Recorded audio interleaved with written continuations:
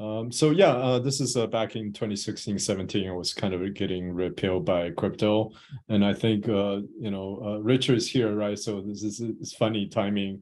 Richard probably remember the story when I reach out to him and say, "Hey, I think you have something interesting, but let me help you get the project together." And we actually some of friends.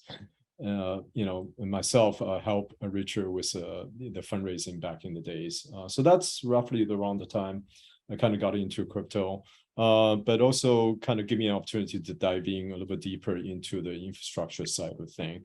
To be completely frank, I was pretty horrified by what I saw. As a programming geek, I was extremely shocked by, when I saw Solidity and all the various problems it still exists today.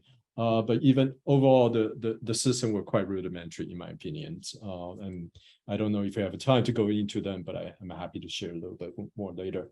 So that got me started to thinking about one day I'm going to do something pretty big in the crypto space.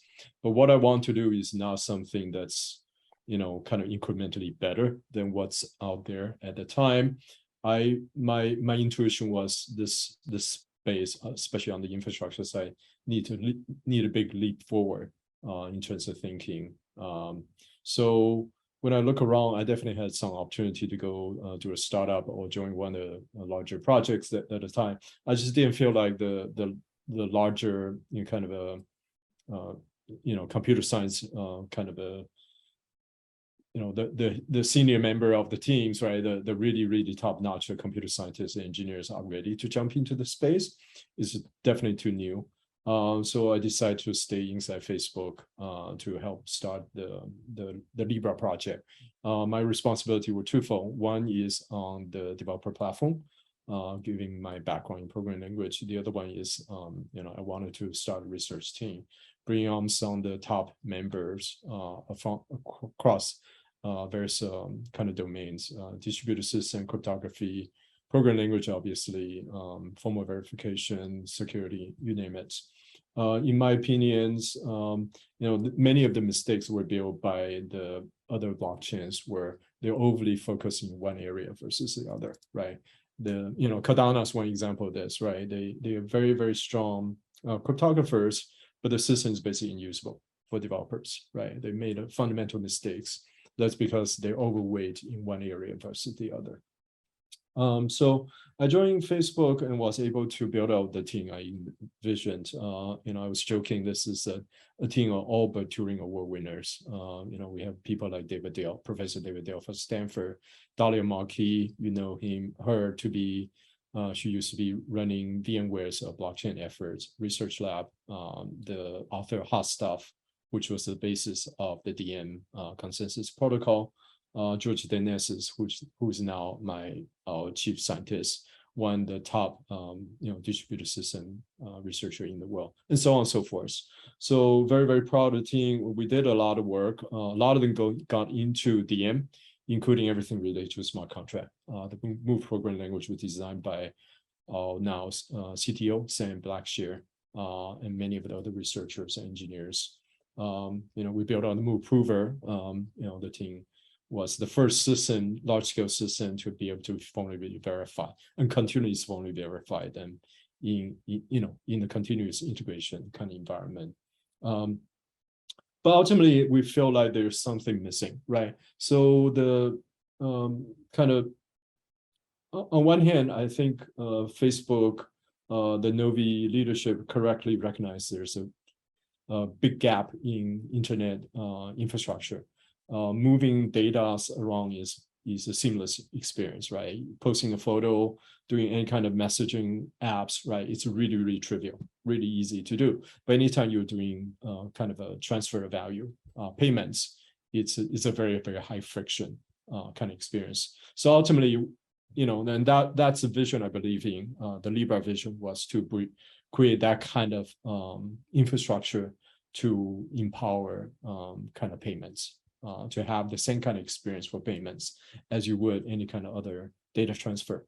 But I myself and several members of my team wanted to take a step further. We want to generalize the problem to any kind of assets. Money is just one form of assets. Payment is just one form of asset. why don't we build an infrastructure that's broader, right? Allow anything to be, kind of create a digital version of any kind of assets, a model on the blockchain, and be able to transfer or do any kind of asset swap, seamless way, have, smart contract replace centralized, middleman. So it was a quite ambitious kind of, sort of vision, but it's not completely aligned with what, big companies want to do, right? Companies tend to focus on, things that's critical to their business, right? Payment is a critical element to Facebook's business, but building an open platform was not. So it was, kind of pretty obvious by the middle of last year, we need to come out and do our own startup. And that's why by, kind of we had some discussion among ourselves, my co-founders. So September last year, I, decided to leave Facebook, got things in place. And a couple months later, my co-founder joined me. November last year, we had 4 of the co-founders. We had 2 engineers as well as 1 recruiter. Fast forward now to August, we now have over 80 people. Almost all veterans in the industry. So we're running as fast as we can, moving forward to try to get to Suite to the market, in Q4 this year. Nice. For Joy, feel free to jump in if you have any questions. Yeah. Well, I want to start with just kind of a philosophical question, because I know you said it a little bit, but you left Facebook partially because that there's a need for kind of an open network, and I think that with Tornado Cash and other things, we're seeing that even in an open network, people can lean towards close, that you have a little office in the treasury, put you on a list, and then all the DeFi exchanges don't want to talk to your wallet anymore. And you can imagine, and I was talking to Richard about this the other day as well, that KYC may become kind of a standard thing for certain blockchains and things like that. And I can see a world where that starts to lead towards local, like Clayton doing Korea and these guys doing like Line doing Japan, because why would a Japanese company want to worry about OFAC? They should have their own list, right? So I feel like it's starting to risk the balkanization, where each country has their own blockchain and becomes closed for a different reason than just commercial reasons. But I guess I have just a question. Do you think that's a real risk? And what's your like, Yeah.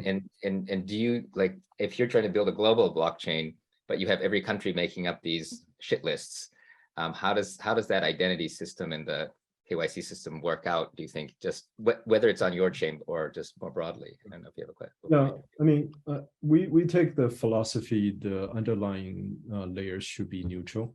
I think this is where things get a little tricky. If you're building access control or building privacy, that somehow restrict your ability to support all the different requirements from regulation. So in fact, right, you're going to see some of this work we do on the regulation compliance side. We take a very similar approach, right? We rely on sort of almost like we split between what happens off chain, right? And the verifications that require third service providers to perform versus what's on chain, right? The attestation could be on chain. That will give you sort of potentially multiple identities that satisfy different regulation kind of compliances, right? So that's one general approach to how we deal with this problem.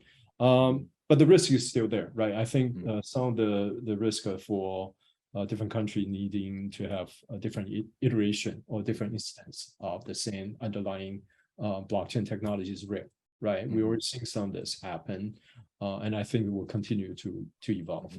Some of the countries will just fundamentally have different requirements on who can, for example, run validators. There's really no way you can come back that, right? I think we need, as industry, my thinking is for us to be more pragmatic, right? We need to work with regulators rather than taking a very, very kind of a, sort of, maximalist kind of view, because that usually doesn't go well, right? The governments are the ones with all the powers over us. I think we need to work with them for them to understand, this is ultimately good for, governments in terms of having ability to, for example, track, financial irregularities, but right, if we don't work with them, they're most likely going to overreach, right? So, and especially right now, right, one can argue this industry has demonstrated a lot of consumer harms, relatively little consumer benefits. So if we don't take a very pragmatic approach in working with regulators, we're likely to get ourselves in that difficult situation. But I think, I do envision the possibility of having the same underlying technology, but multiple instances to satisfy the, kind of different regulations, different jurisdiction. And that's where the domain sharding really come into play, right? And that is exactly what Avalanche is doing with subnets, right? It should be used for this purpose, not for scaling purpose, but rather to have different operational models. So when you have a different instance, but that doesn't prevent the different instances from talking to each other, right? So it doesn't necessarily trap the asset. I mean, I think that and I generally agree with you. I think the thing that's interesting is, we talk about decentralization, and the problem that ICANN was the centralized part of the internet. But when I was on the ICANN board, most of what we did was we fought with governments that wanted to regulate. And ICANN actually took a tough stand on a lot of things. And I think now with DeFi, that because there's no central entity that can fight against government, and each provider or service has a hard time, and they have to be kind of ultra pragmatic. It's interesting to see whether Web3 will be better at dealing with government than ICANN or not. We'll see where that goes. I mean, if there's not a centralized entity for them to go after, what we saw happen with Tornado Cash is they took the very broad approach, is essentially banning technology, right? Banning a protocol, which is exactly what we don't want to happen. Right. But I think that the second piece, which is then all of the DEXs banned the wallets that were with Tornado Cash. That to me is the more scary part, which is that there was no coordination to say, hey, let's just say screw it. Everybody banned it, and so that's kind of what happens, I think, when you don't have a central coordinating. But maybe there'll be a community that will do this. But my worry is that it quickly just sort of disintegrates. But and sorry, this will be the last question along this kind of somewhat negative line. But like, I remember just looking at Vitalik's stuff about soulbound tokens and about attestations, and he has a little thing where he's saying, you should be able to do negative attestations, and that we should be able to see if somebody has a criminal record. And he sort of casually talks about criminal record, but that's kind of scary, right? If any country can give you a negative attestation that you can't get rid of, and then it's stuck with you. And I don't know how you're thinking about sort of identity and attestations and sort of negative attestations and things. Well, this is where privacy comes into play, right? It's not necessarily a wrong thing to have attestation on chain, but the question is who can view them, right? This is where selective disclosure is important, right? So the combination of multiple different identities and different kinds of attestation plus selective disclosure is probably what's going to satisfy kind of the regulation requirements, right? Like it or not, right? The government is probably going to demand some kind of view key into these kind of attestation, right? The law enforcement agency are the ones, they're the consumer of this attestation. So, for people then it's like your permanent, your criminal, somebody has a criminal record, but that doesn't necessarily impact their everyday life, right? Because only the selected people have the privilege to view those attestations. Well, I think the use case that was in Vitalik's example was more common. It's like, well, you don't want to do business with somebody who has a criminal record, right? And I think that's right. I think that's a bit of an idealistic view. So I've had a conversation with people kind of startup founding in the past, is that they're all enthusiastic about putting, for example, your identity on chain, right? And the first question I ask them is like, what happens if there's a mistake? Right. There's no way for you to purge the history, even if you say you can remove the attestation on chain or destroy in some way. The history is there forever. So I think this is a somewhat idealistic view, because it's assuming no mistakes ever made. Right. Think about it. Somebody issue attestation, then you don't have a way, like some, similar example, right? You can view the people sending some the Ethereum from the Tornado cache to random people's address is a form of attestation. There's no way for you to reject that. That is a completely wrong way to think about this, in my opinion. Right. So I think let's build this infrastructure out more thoughtfully. I think there's this kind of hand waving, a very, very kind of maximalist view is dangerous. Again, this is very likely to be misused and end up with a lot of consumer harms as a result. Okay, thank you. But sort of more kind of a general question. I mean, can you talk a little bit more about for Sui and Move? I mean, because there's a lot of other blockchains coming out, and like if you were to try to compare and differentiate with others, like what's your area of focus, and what are the things that you think you're going to be the best at? So first of all, we built Sui from the ground up. We didn't use any code from DM. People are misunderstanding just so because we also cannot DM. This is another DM chain. In fact, we built DM. We love a lot of work there. We especially love Move. We know even Move need to be substantially improved upon. So when we came out, we basically took just Move and we built everything else from the ground up. And why is that, right? So our observation is on some basic kind of design, kind of basic requirements not being met, right? So if the goal is to enable kind of consumer adoption, large-scale adoption, you have to ask yourself, are the blockchain's architecture, the blockchain architecture today, are they sufficient to meet the needs of large-scale applications, right? So what are some of these basic needs? Right, let's just use two examples, right? If today I'm a Web2 game developer, I have a successful game, right? I want to build on some kind of, I'm already building on some kind of cloud infrastructure I can rely upon. Let's just generalize blockchain to be yet another infrastructure they will be relying upon. What are some of the things that they must have, the requirement? One, they need to have some kind of certainty, predictability in the cost, of using this infrastructure. Number two, they need to know the infrastructure is going to be there to grow with the growth of the scale of the product, right? If I keep on growing my product, right now it's, we'll have 10,000 user, and tomorrow I have 100,000 user, then I'm going to grow to 1 million user.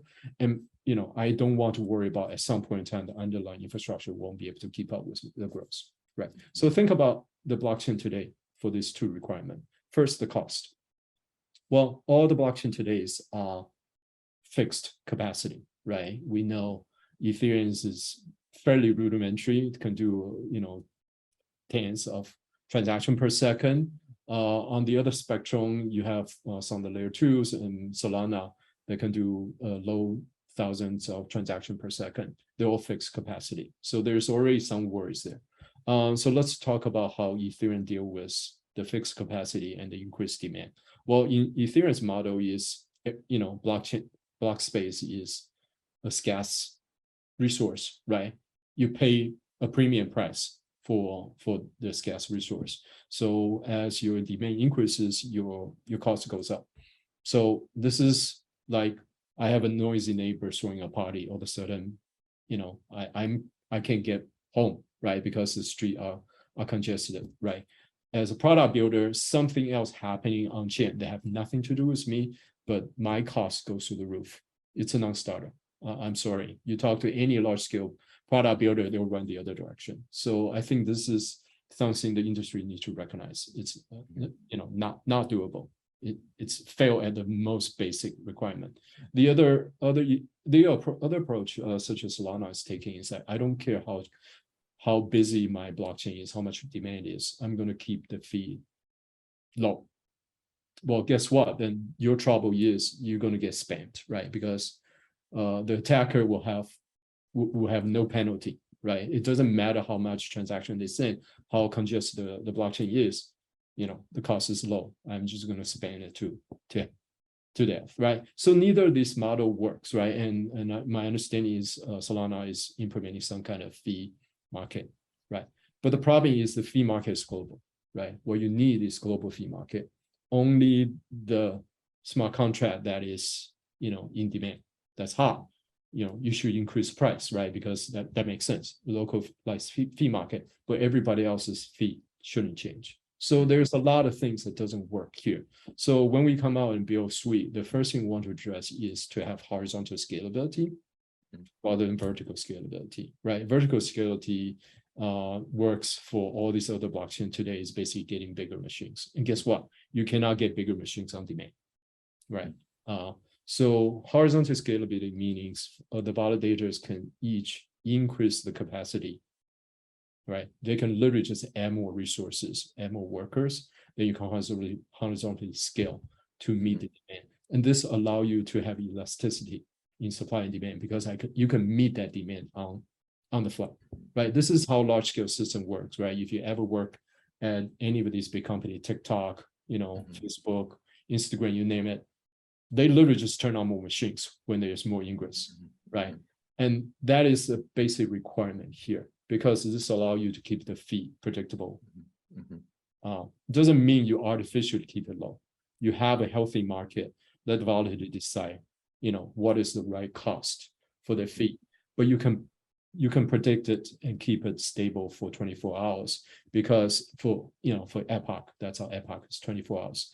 Because what happens when you have a spike comes in, right? Because, the average is not what's interesting, it's a spike, right? The spike coming in, you literally just turn on more machines. You make more money, but the fees are stable. That is a fundamental requirement.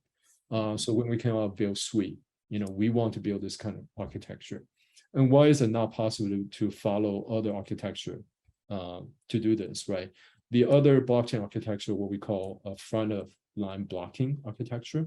At every stage of the transaction processing, consensus, execution, update the Merkle tree, creating a block.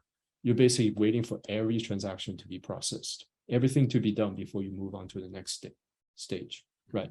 So this is not an architecture we believe is going to scale. In our model, basically, because first, the data model is object-based. So if you're an NFT, that's an object, that's a distinct object. You have a smart contract, that's a distinct object. So the transactions are you're issuing transaction targeting specific objects.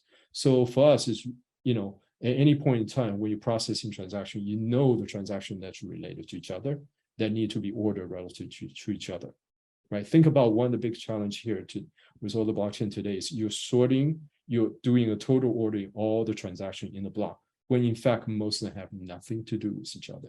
That's wasteful work. For us, we're ordering the transaction that's targeting the same objects. Or in a lot of cases, you don't even need to order them. But we don't have the time to go into that details. But by doing this, the analogy is like, well, rather than having a train pick up all the passenger from going from one station to another station, you can just pull out cars, right?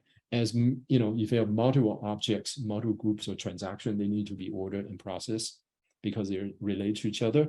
You basically pull out as many cars you want to take them to their different destination.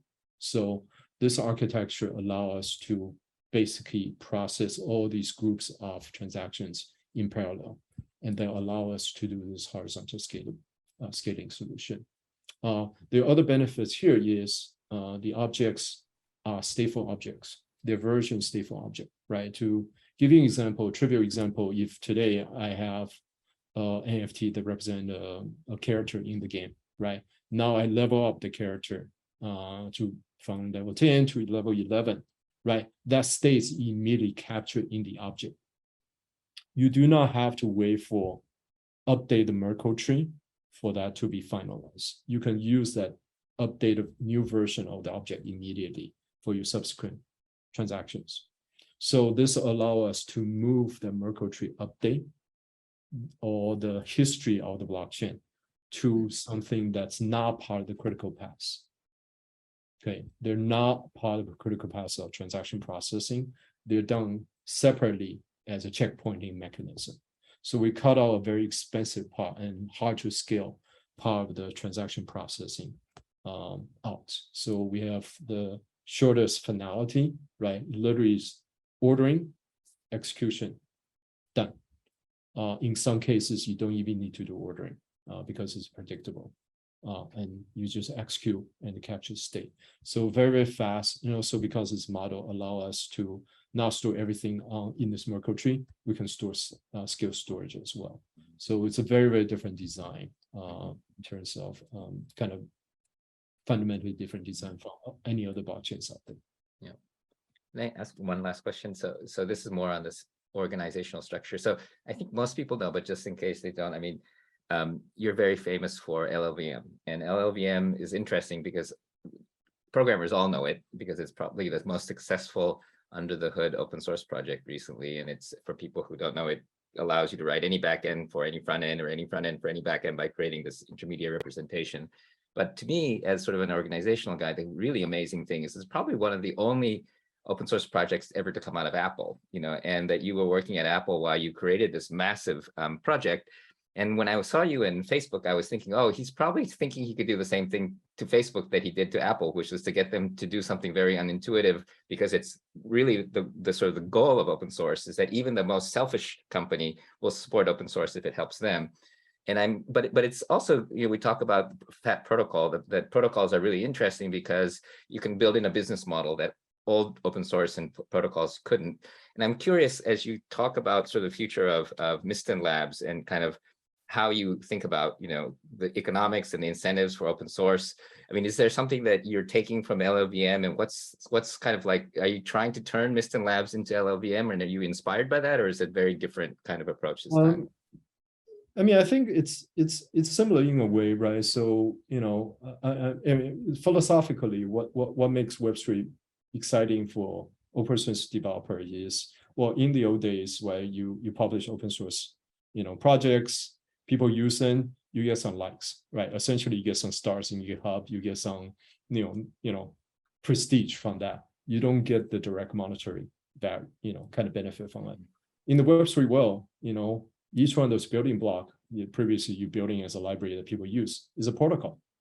And they increase in value as people use it. And that's exciting about this, right? So we're not really reinventing the wheels how open source projects work, right? We're doing an open source project. Mysten Lab is a zero IP company. Everything we do is open source. Everything we do, all the research are published in top, kind of conferences. So we're never going to close source, have anything closed source and commercial software that way. The way we make money is literally the artifacts, right? The product we build that's completely open source.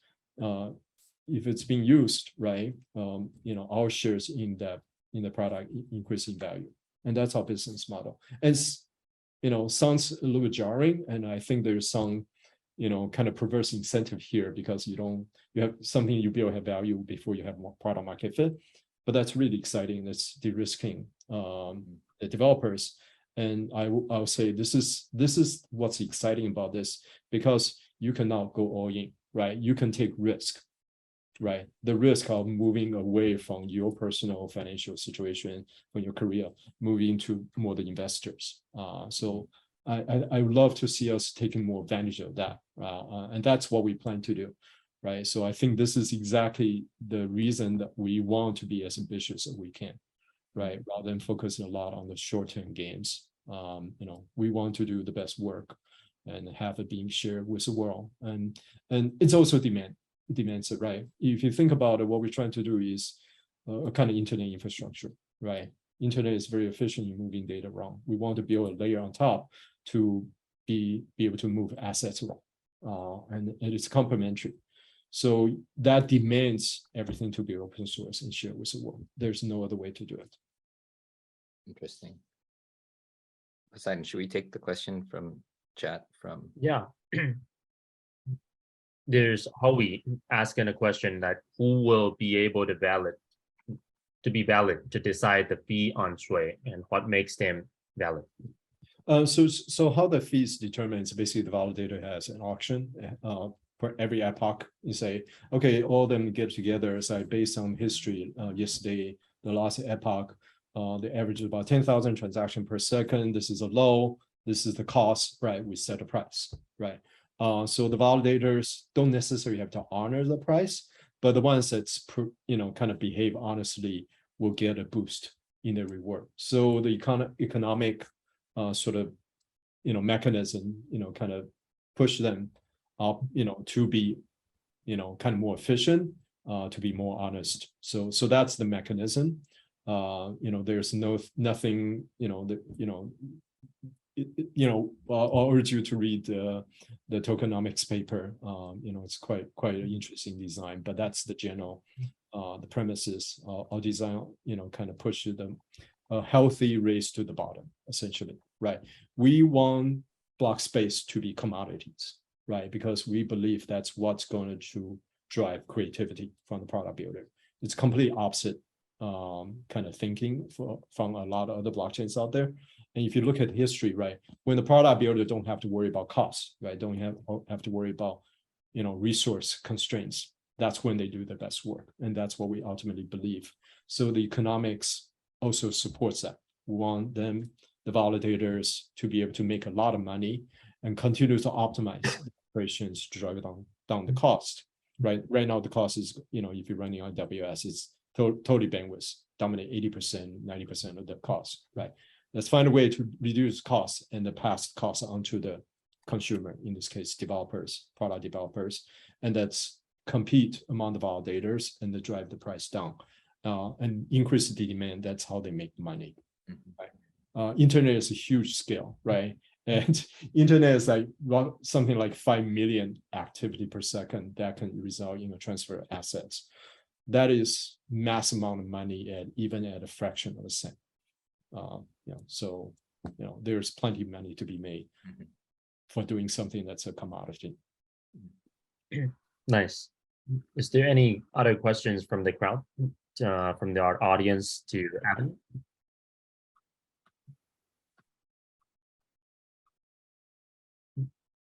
Oh, Chris has a question. What are the challenges to mass adoption of crypto from your perspective? There are many, right? There are the challenges from kind of lack of regulatory clarity. Larger companies tend to be conservative when they lack regulatory clarity. We're seeing a lot of that in the US in particular, right? And there's a lack of understanding of the technology. But ultimately, I think most of the faults are actually on the infrastructure builders, right? We have successfully built something that have been good at creating a bunch of problems for the crypto industry, to make money off of, and then solving those problems, right? Really hasn't been a lot of thoughts about how to abstract away all that complexity for the product builders that are outside this crypto bubble, right? Think about everything from the need to have, right, your own smart contract for everything. That's a little bit foreign, right? Because one of the model you can think about is, well, you have a ledger, you want to store some of the asset currently on in your private database and move on to an open shared, authenticated database, right? That should be for a lot of developers, right? If I'm storing in kind of gaming asset, that should be the mental model. And if you want to make that really simple, if the first thing you have to think about I have to write smart contract, they're going to get scared away, right? The other problems are what I talked about earlier, right? You got to understand what the product builders are worried about. What's stopping them from coming into the space, right? The costs, unpredictable cost, unreliable infrastructure are some of the biggest problems. And and other things are composability, right? People talk about composability quite a bit. As if you have all these DeFi primitives and they should be composable, interoperable. That's kind of a lie today, right? Because what you have is a programming model in smart contract. You cannot even have a shared data type they understand among the smart contract.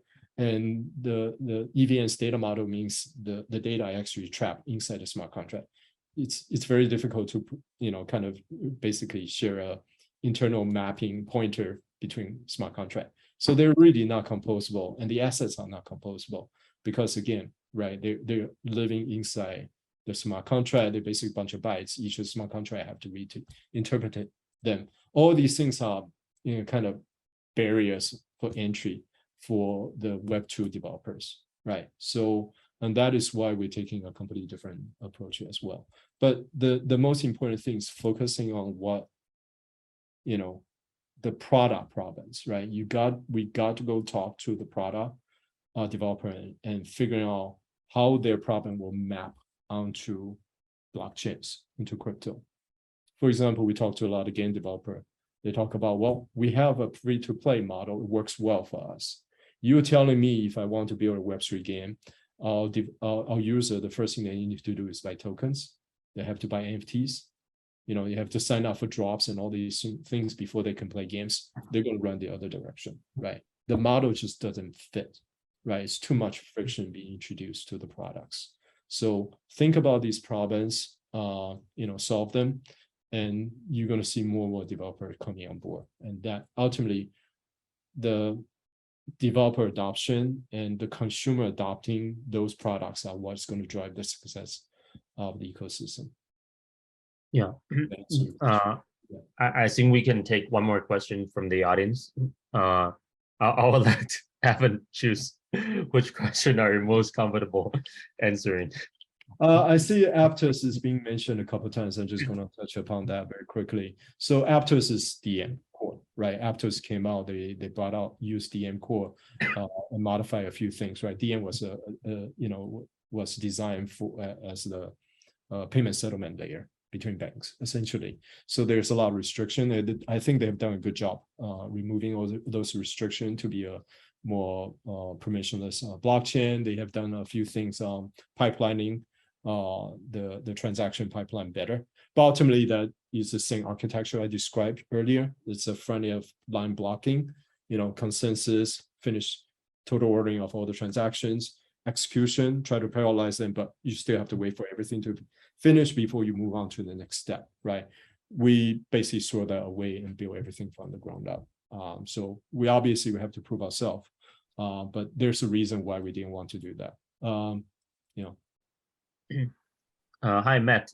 Matt is a ex-general partner and now venture partner of Outliers Fund. Matt, would you like to just open up your camera and then ask your question? Yeah, hey, Evan, that was a fantastic talk. Thank you.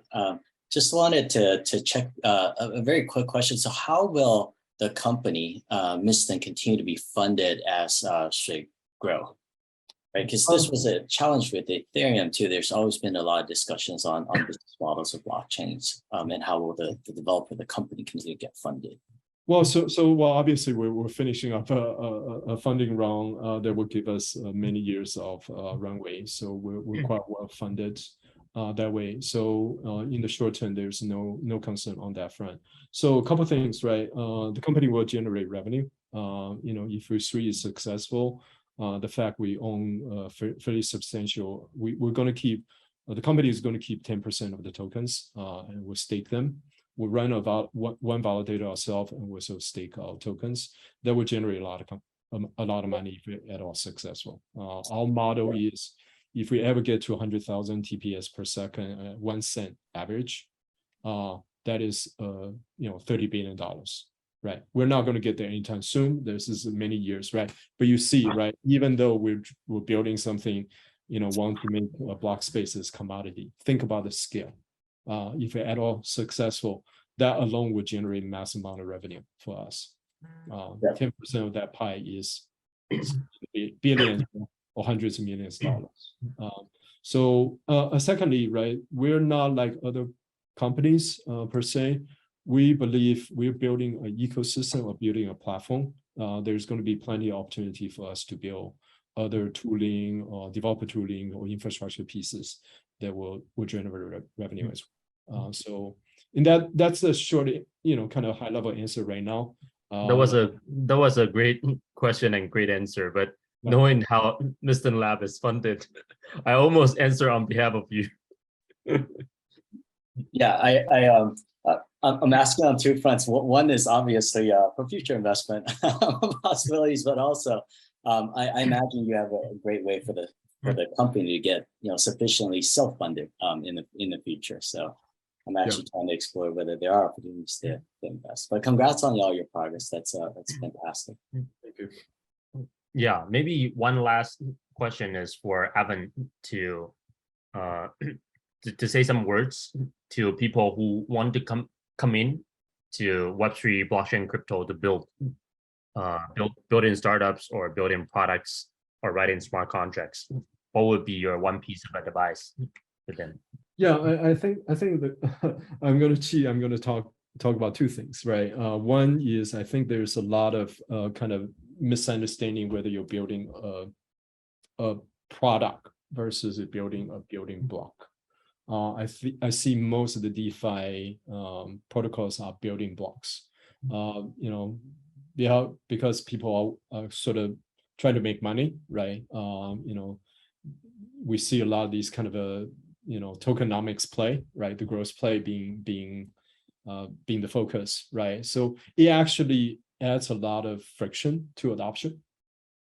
So that's something worth thinking about. What is a product, right? Who are your audience versus what is just something that's part of the product, or could be a building block that's integrated into a future product or a different kind of consumer facing product. So given that, the key thing is thinking about when you're going into the Web3 space, are you building for the DGens or are you building for the millions of users, right? Because history will show you, if you're just building for a small audience, there's opportunity to be successful, but that tend to be a relatively short-term play, right? We've seen this already in the space. Early on, it's really, really easy to build a DeFi protocol, attract the DGens, grow your TVL, and your tokens appreciate and you make money and you move on. But now everybody recognizes the same play, right? So you're a limited amount of liquidity moving between the protocols. So the cycles become much, much shorter. So it's much, much harder to play the games now. Same thing is going to happen in the gaming space, the NFT gaming space. Just having some concept and do NFT drops is probably not going to be able to sustain the growth of the business. So I'll urge all the builders to focus on building products that consumer actually wants, rather than focusing on these kind of short-term growth hacking kind of games. A lot of the, like what we saw in the last couple of cycles. Nice. Thank you very much, Evan, for this inspiring talk. A lot of people are personal messaging me saying they finally got to know why Sui and Mysten Labs can raise so much and be so popular these days. Almost last month, everyone talking about Sui and Mysten Labs during Japan Blockchain Week. This month, everyone talking about this during Korea Blockchain Week. And I believe next month during Token 2049, people will still be talking. It is really our honor to have you answering so many questions to our audience. Well, thank you for having me. Always enjoy about this. I will definitely bring Matt and other of our community members to buy you a lunch when I land there. All right. Thank you. Nice.